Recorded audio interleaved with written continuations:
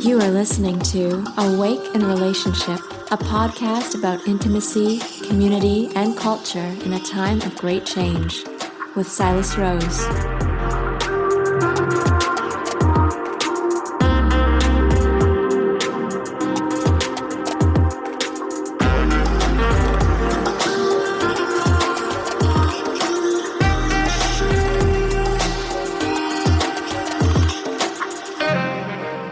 Hello, my name is Silas Rose, and you tuned into Awaken Relationship.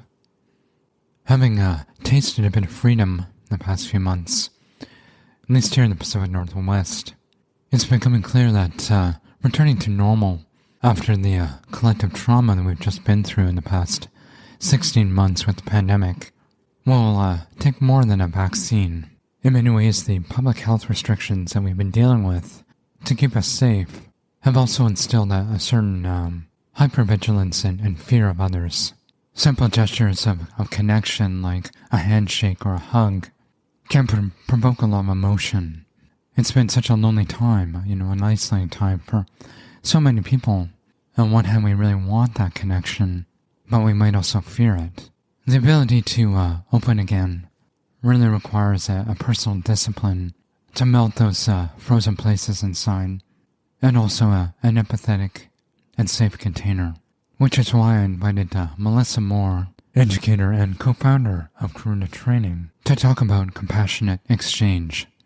Compassionate exchange is a practice and also a process, really grounded in the Buddhist teachings and contemplative psychology.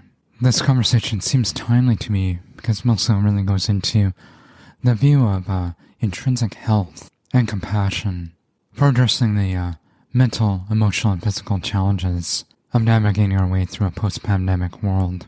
We also discuss how compassion can serve as a new common ground in these polarizing times. So if you are feeling that little bit of that push-pull inside, where part of you wants to reach out and connect to others again, and another part just wants to kind of hide under the blankets because you're feeling really raw, and I know I've been there, this episode is for you.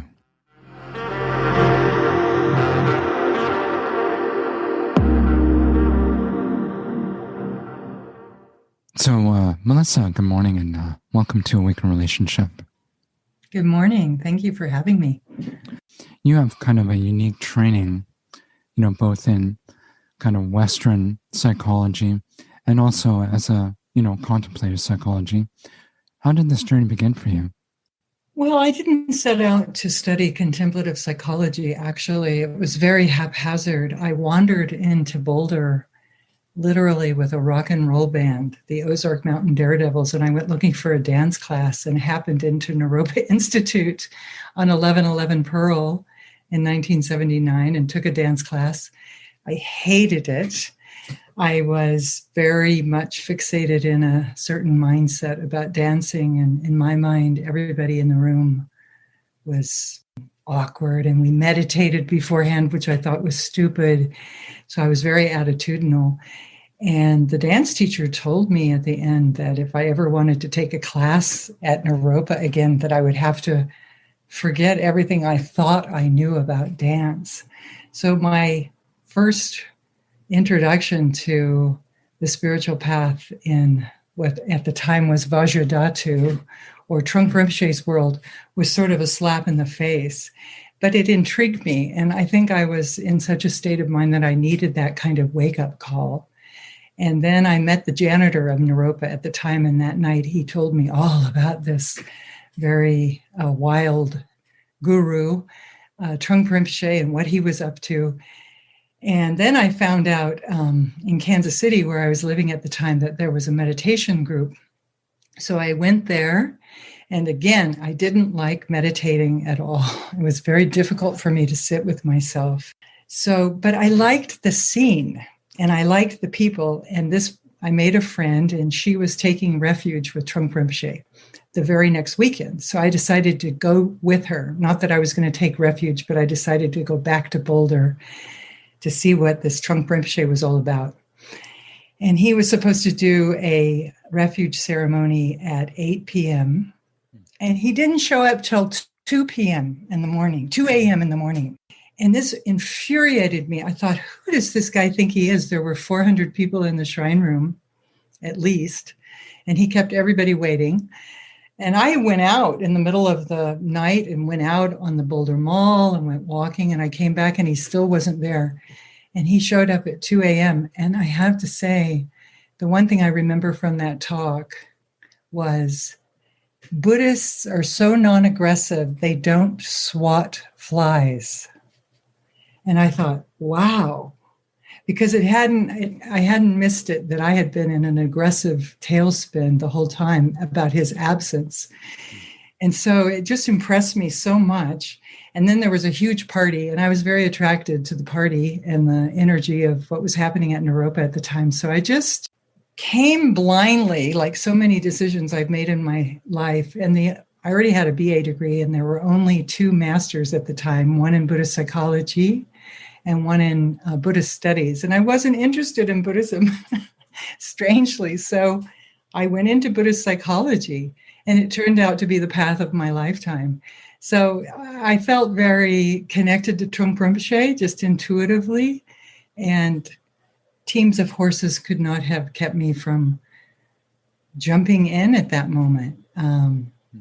It was very organic and unthoughtful. I was only 24 at the time. So, how do you think Trungpa Rinpoche changed your understanding of mind? Well, first of all, he pointed out that I had one and that it was the very thing that was coloring my experience in life. And I found out that wherever I went, my mind followed me. So that was the best teaching ever, is that it took a little while. I was a little dense. I was kind of chasing my indulgences or any kind of party culture. It was sort of like walking into the mouth of a crocodile and getting trapped, where you learn just enough that you can't go anywhere because you know too much. That's pretty much been the summary of my path my whole life. Just enough awareness that you find yourself that it's actually up to you how you conduct yourself and how your life turns out. So that was a great teaching and an incredible blessing, and happened through complete strange circumstances. So you went on to study contemplative psychology and eventually, formed Karuna Training. For those that are not aware about contemplative psychology, what would be a definition? Well, contemplative psychology is the study of the Abhidharma, which was one of the original turnings of the wheels of the teaching of the Buddha. And so really, you could say all of the study of Buddha Dharma is the study of Buddhist psychology.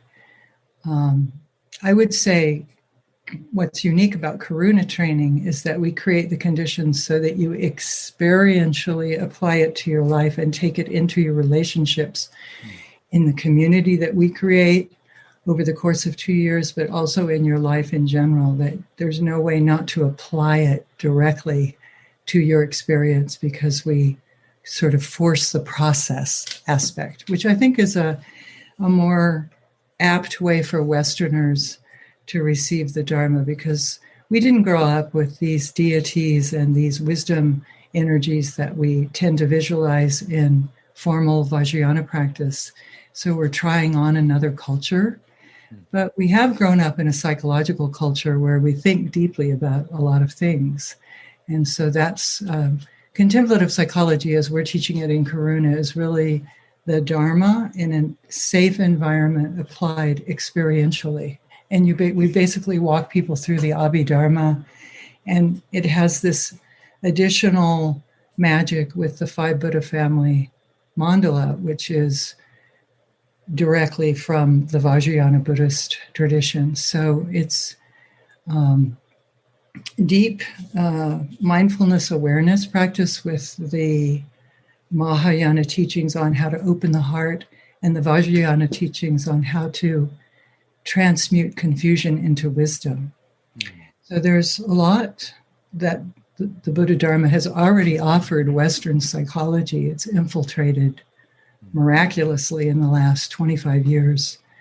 And I think that the next phase will be this phase of emptiness training, and this notion of how we work with energies, not just our emotional energies, but the energies of the world that we're all having to look at, like the elemental energies of the world that we're facing. I think the teachings are timely and appropriate, to say the least. And the methods help us meet the moment of what we're facing. Is there any comparison in the Western tradition?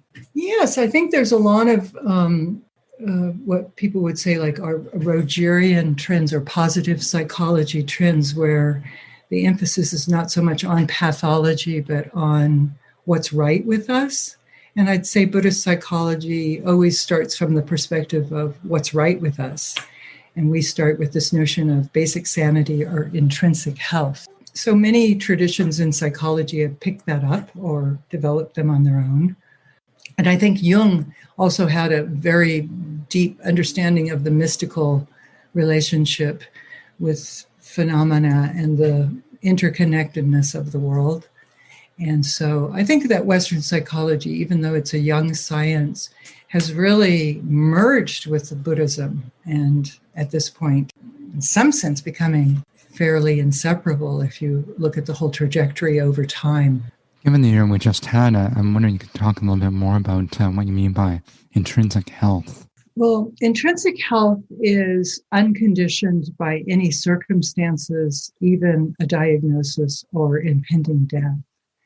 Intrinsic health is this resource that we have within us that allows us to synchronize ourselves in the present moment and access our strength and the world's strength simultaneously, because we're not separate from them. So it's about coming into alignment in the present moment with natural strength and wisdom that we possess already. This wisdom doesn't belong to us, but we're part of it, right? So it's nothing that we can access from an egoic self, but it's wisdom that's available to us and strength that's available to us unconditionally. So intrinsic health takes some time because we're not trained, unfortunately, in intrinsic health in kindergarten. It would be a very different society if we were. Like if we were taught to embrace our healthiness instead of taught to embrace what's wrong with us so that we go out and purchase whatever it is we need to feel better or be better. And, I'm like everyone else, even though I've been teaching this for 27 years, I have to remember about intrinsic health because the signs of the time and the blaring trumpets are that we're in a doomsday situation. So coming home to ourselves and connecting to the elements and the natural wisdom of the world is so appropriate for this moment. You could say it's a salvation path, Certainly nature has been a real resource for me personally during the pandemic. I think we've all gone through this kind of collective trauma.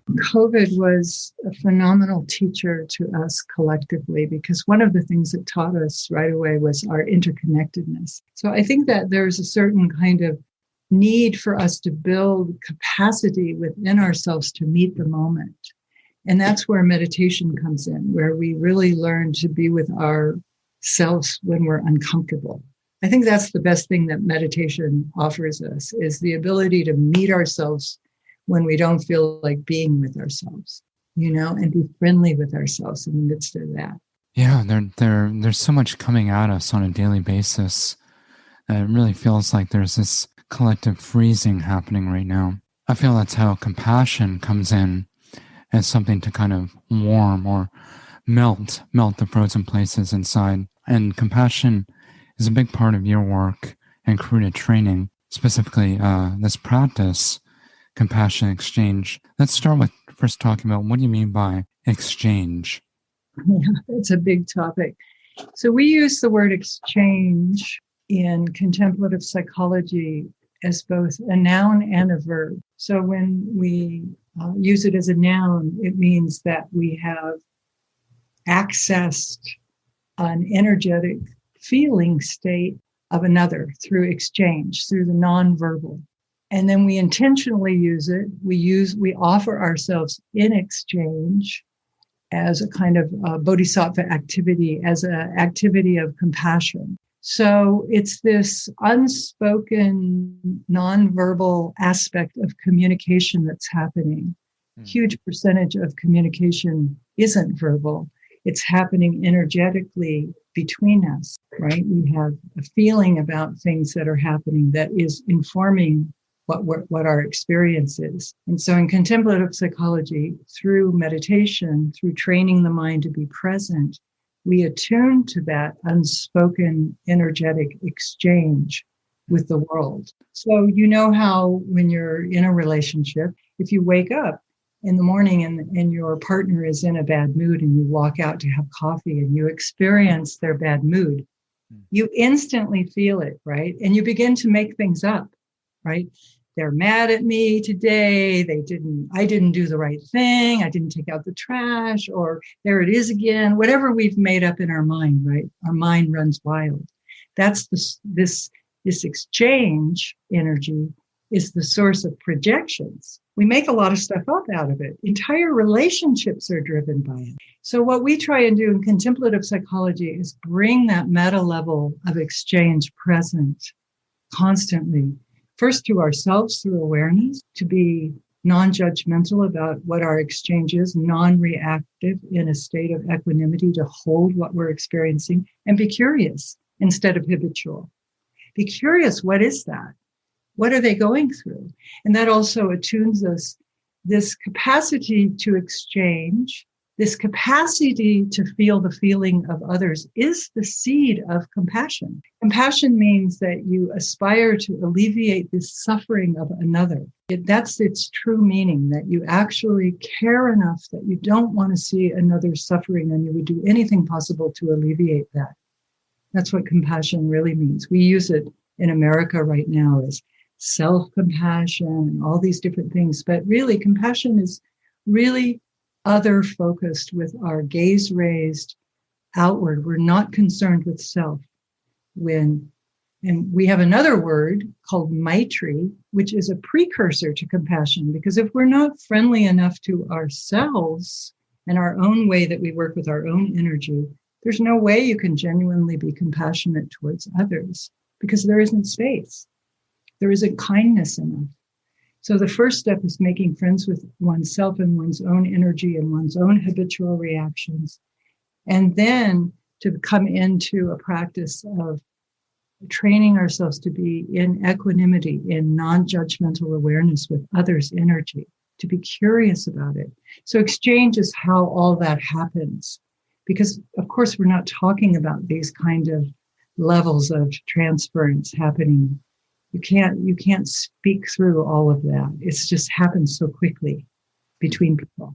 When I hear from you in terms of what an exchange is, it really sounds kind of like an emotional contagion. It is. It's like the ability in the present moment to access the space that we are inseparable in. There's a non-dual aspect in our interaction that we can tap with a trained mind and not get lost. That's the trick. Because sometimes when you talk about emotional contagion, would be like you would tap into another's emotion and then you would be taken over by their emotion, which is an untrained mind. Instead of the capacity to tap another's emotion and very lightly reflect it back to them, we call that a compassionate exchange. We're giving back a reflection of what we're experiencing using our own body, speech, and mind as a kind of thermometer for their experience. And what happens in that is that people feel heard because you're not interpreting, you're not making things up, you're not adding labels, you're not giving advice, you're not trying to fix, you're just mirroring what you're experiencing is in a clean a mirror as you can be. People feel heard. And I think that we talk and we talk and we talk to one another. And what I notice is that we are starving to death for heart contact, for genuine, true exchange, to be held and to be heard and to be felt by another person. People have those rare relationships in their life and they're very precious, or they had them with a parent at some point. But we long for that as human beings, to be met. And so compassionate exchange is really the practice of meeting the experience of another directly and openly without judgment. And that's incredibly valuable to people, because people really don't want to be told what to do. And if they want advice, they'll ask for it. And most of the time when we talk to our friends, we want to help them. And that's really coming from a place of compassion. You know, we feel their alarm, and so we want to tell them what to do. But that's not helpful. It's actually obstructive, and it also can hurt the relationship. So learning how to really communicate as a clean mirror is what Karuna Training is really all about. And it takes some time, because we're very conditioned in our reactivity, depending on our personal experience. So I'd like to go a little bit deeper into the personal practice. When it comes to kind of heightened emotions, there really is this kind of addictive quality. And often it seems like there's only sort of two options in terms of relating with emotion. One is to express or to suppress. What's the third option? The third option is to stay with the energy with contemplative awareness, with a spacious spiritual awareness around the energy. So we have practices in Karuna that help almost give you training wheels on how to meet energy. The first thing we have to do is get out of the head and into the body. The body doesn't add thoughts to the problem. You know, usually we try to think our way out of our emotions, right?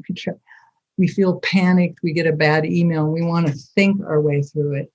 But that's the worst thing you can do. It's like adding fuel to the fire. But instead, learning how to drop out of the head and into the body and feel the energy directly as it is manifesting.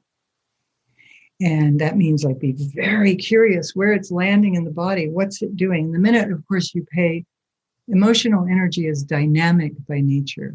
It moves. Unless you suppress it, or if you act it out, you're adding fuel to the fire. It gets bigger. But if you suppress it, it also gets bigger in a different way. So meeting the energy and feeling the energy is allowing the dynamic nature of the energy to move through ourselves, to wake us up, to shake us up and inform us. We have emotions for a reason. They're wisdom, but we don't access them as wisdom, unfortunately, because, again, we're not taught how to do that in kindergarten like we should be. I always feel like everything I'm teaching should be taught in kindergarten. But like how to work with this emotional, it's like having a very sophisticated heating and cooling system and not knowing how to use it, right? We never read the direction manual. So we don't really know the full capacity of our emotional awareness system. And I think that one of the great contributions of contemplative psychology is that it's a very well thought out system of integrating the wisdom of our emotions in the moment instead of being reactive and suppressive. What would a typical session look like, either through Karuna Training, or I'm thinking more specifically if someone was to apply this at home or work? Well, one of the things is we in Karuna, we don't train therapists. We leave that to Naropa, which is very much another process of, you know, therapists need to have a wealth of information about diagnoses to be able to fit into the system, to be able to help people in that regard. Karuna has uncoupled that aspect of the training and just taken the Buddhist psychology piece and created a process-oriented descent. And we do give a practice called compassionate exchange. And that compassionate exchange can happen in a moment with strangers on the street, where you open your heart and you offer yourself as a presence to bring forth the intrinsic health that is always there. That might happen with a stranger in the grocery store if you feel compassionate. Someone's having a bad day, you might reflect something to them. Or there's an actual practice that we do called compassionate exchange that looks a lot like therapy, but it's practiced from a relationship of equals. So the practitioner is called a compassionate friend, and never do they take a stance of knowing, like we're not making any interventions. It's very much creating a container and a reflective container for people's basic sanity. And that is we do that in groups called Speaking from the Heart, or we do it in individual or one-on-one sessions with people so that we learn how to create a container, how to have a mutual agreement with someone around what we're talking about. It's very important. We go into these conversations with people and we never say, do you want to talk about this? Do you have the space in your mind and your heart to touch on some of these difficult topics right now? And they might say, no, I don't. And then it's not the time to have the conversation. And then we also have to be very attuned to discerning. Like there's a lot of practice when we're having a difficult conversation with someone, or they're having a difficult time and we're providing space for them. One has to discern what you're working with, what's going on here. If someone's spinning out in an emotional free fall and using you to do that, that's not helpful. So there's lots of ways in which we learn to set the container. We call it a safe container so that we can do reflective listening. And there's no script. So what each session looks like has completely to do with the energy of the two people practicing. But what happens at the end of compassionate exchange is one feels deeply heard. You touched on this earlier in the conversation. We are living in a very polarized time. As a Canadian, I spend a remarkable time thinking about American politics. I'm sorry.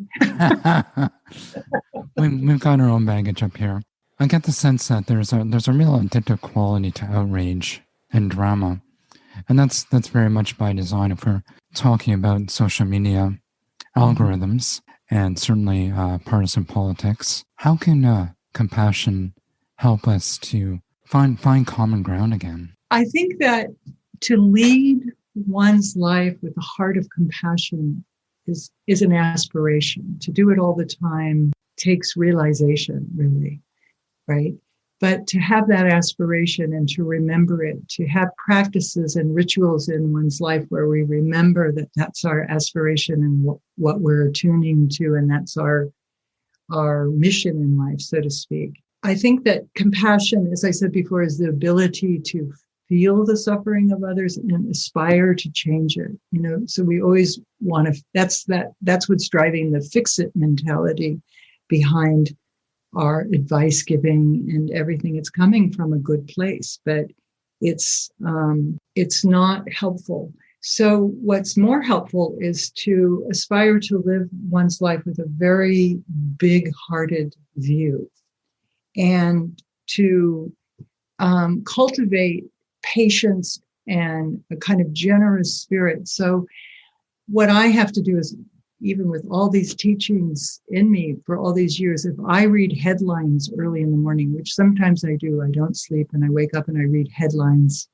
And of course, I have to walk myself back from the edge and go through a process of remembering that there's so much fear. And I know the fear in myself. So I have to come home to the fear in myself, because compassion means that we feel the feelings of others equally. It's not like, oh, poor person, I feel so bad for you. That's not compassion, that's sympathy. But if you're really feeling compassion for a homeless person, for example, you feel your own homelessness. We all have a homeless person inside of us. And to be willing to touch that fear and look in the eyes of a homeless person, that's compassion. And to offer money from a place of one's own homelessness, that's true compassion. And that's a huge ask, right? Because we're warding that off all the time. So that's why it has to be a path of practice to wake up these benevolent aspects in us, like loving kindness. Kindness, just like, we notice that we're snarky sometimes in our mind. Just to notice that and come back is huge. Just to own it in the moment and say, that's not how I really want to be. I don't want to be this bitchy person. I want to be a kind person. So we often have to talk ourselves back into what we know and what we aspire towards. And then I think it's conditioning.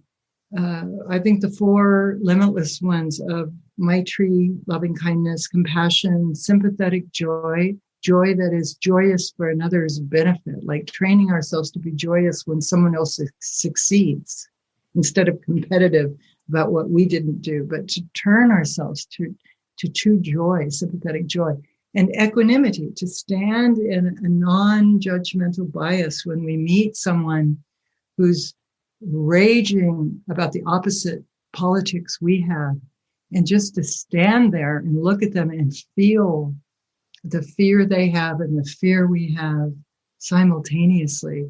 That's really what's happening in this polarity. It's fear meets fear, right? And to go there and maybe even express it, maybe that's helpful. I don't think there's formulas. You have a book coming out, I hear.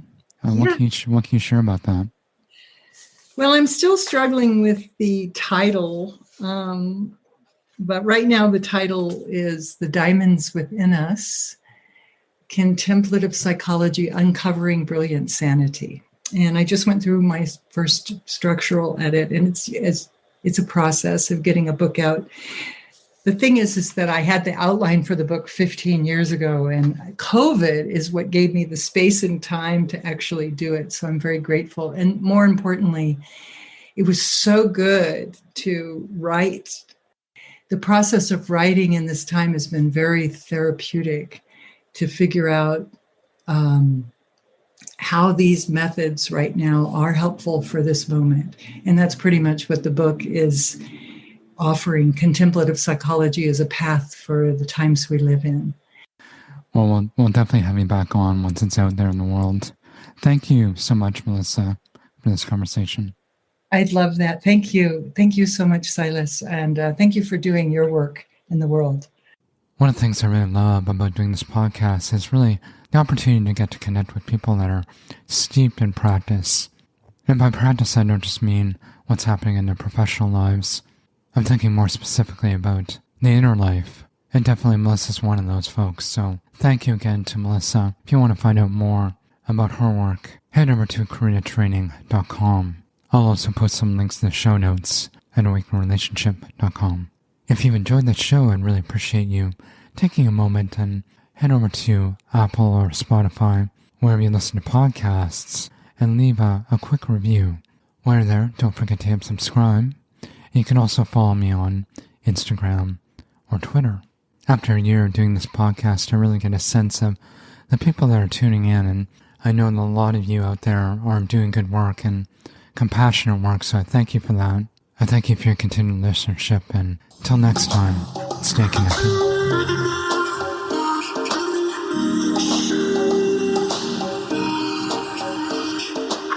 Thanks for tuning in to this episode of Awake in Relationship.